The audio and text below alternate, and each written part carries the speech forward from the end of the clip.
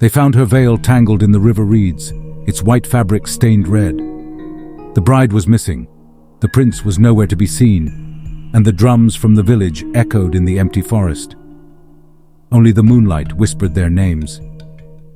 And so the story begins. Long ago, in a quiet kingdom near the great river, there was a young prince named Kamau. He was brave, clever, and loved by his people. But his heart had been stolen by a woman named Nyah, the daughter of a humble fisherman.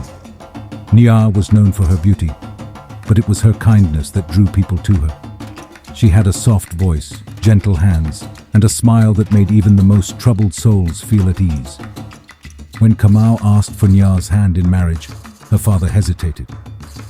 He was proud of his daughter, but the thought of her marrying into royalty frightened him. Life in the palace was not simple, and Nyah was not used to it. Still, the village elders convinced him to accept. Kamau promised to protect her, to love her, and to make her happy. A date was set for the wedding, and the whole kingdom celebrated. But not everyone was happy. Kamau had a cousin, Jabari, who had always been envious of him. Jabari was older but less admired. While Kamau's bravery earned him respect, Jabari's temper made him feared.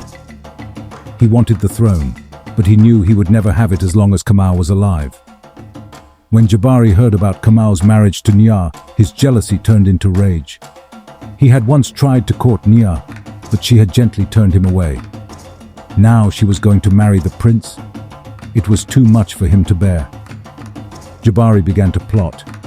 He wanted to ruin Kamau's happiness and take the throne for himself. The night before the wedding, the village gathered around a great fire to sing and dance. The drums beat loudly, and the air was filled with laughter and joy.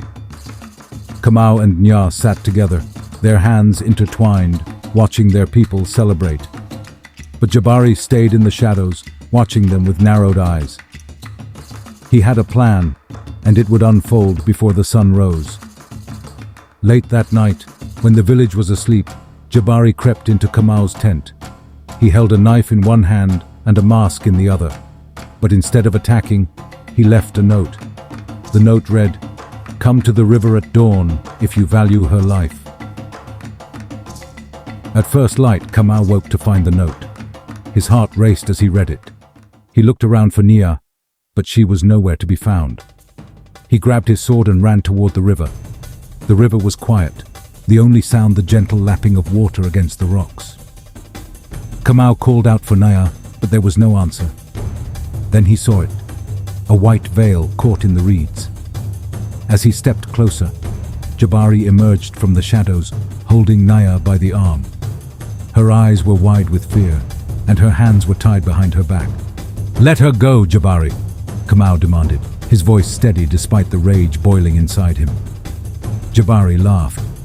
"You always get everything, don't you, cousin? The throne, the people's love, even her. Not this time." Kamau lunged at Jabari, and the two men clashed by the riverbank. Their fight was fierce, their grunts and the clash of metal echoing through the trees. Nyah watched helplessly, tears streaming down her face. She struggled against the ropes, trying to free herself, but they were too tight. Jabari was strong, but Kamau fought with the strength of someone who had everything to lose. With one final blow, he disarmed Jabari and knocked him to the ground. "Leave this place," Kamau said, his sword pointed at his cousin's throat. "If I ever see you again, it will be the last time." Jabari sneered but got up and ran into the forest. Kamau turned to Nyah and cut her free. She threw her arms around him, sobbing into his chest. But their relief was short-lived. As they stood by the river, the ground beneath them began to shake. The water turned dark, and a deep voice rumbled through the air. "You have spilled blood on sacred ground," the voice said. "You have brought violence to my waters." Kamau and Nyah looked around, terrified. The river was alive, and it was angry. "I am sorry," Kamau said, falling to his knees. "I did what I had to do to protect her." The river did not care for his words. Its waters rose, pulling at their feet. "You must pay for your actions," the river said. The river demanded a life in exchange for its peace. Kamau knew what he had to do. "Take me," he said. "Let her go." Nyah screamed, clutching his arm. "No, Kamau. We'll find another way. We'll face this together." But the river's voice thundered louder. "One must pay the price. This ground must be cleansed." Kamau turned to Nyah, his eyes filled with love. "I promise to protect you.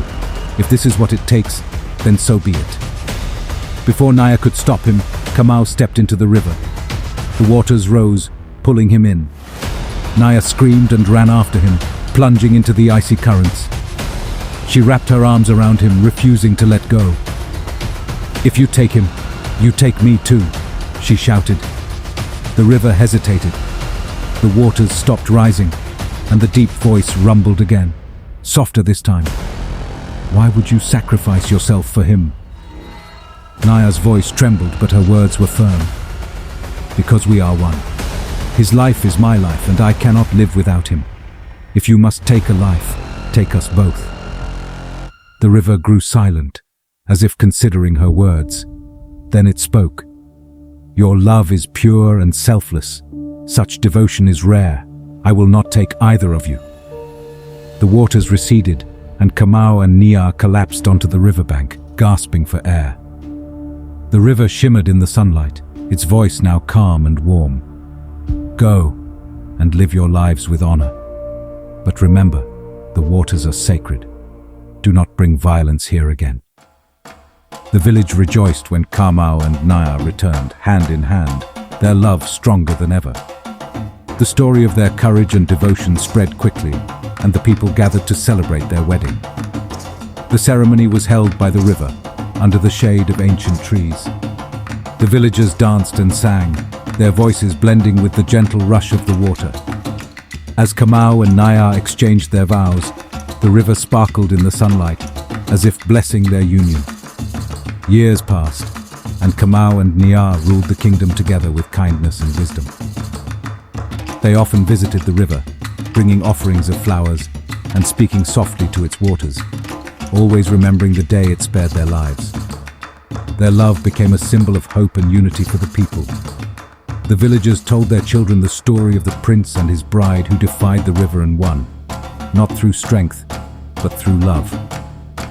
The river, now called Nyah's Promise, became a place of celebration, where couples came to wed and families gathered to give thanks. Even after Kamau and Nyah's time, their story lived on, told around fires and passed down through generations. The river's gentle hum was said to be their voices, still whispering to one another, still watching over their people. And so, the tale of the prince and his bride became more than just a legend. It became a promise that love, when true and selfless, can overcome anything.